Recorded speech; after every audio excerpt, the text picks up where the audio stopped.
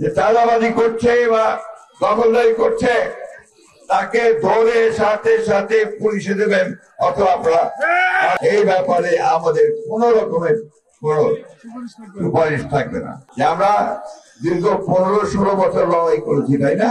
আপনাদের এখানে খুব কম লোক আছে যার বিরুদ্ধে মামলা হয় নাই, হয়েছে না? এখানে আপনারা মামলায় কোর্টে যেতে অস্থির হয়ে গেছেন। এটা এই অবসানটা এই সময়টাকে আমাদের ধরে রাখতে হবে। আরেকটা কথা আমাদের মনে রাখতে হবে, সেই বিজয়কে নস্যাৎ করার জন্য একটা মহল কাজ করছে কিন্তু সচেতন ভাবে। আমাদের কিছু কিছু লোকের নামে বিভিন্ন রকম কথা বলে পত্র পত্রিকায় বিএনপির ভাবমূর্তি নষ্ট করার চেষ্টা করছে। আমরা পরিষ্কার বিএনপির কোন লোক এটা করতে পারে না, আপনাদেরকে এটা প্রতিরোধ করতে হবে। বলতে আরেকটা কথা আমি বলতে চাই, এই নতুন সরকার মাত্র 20-22 দিন বয়স হয়েছে।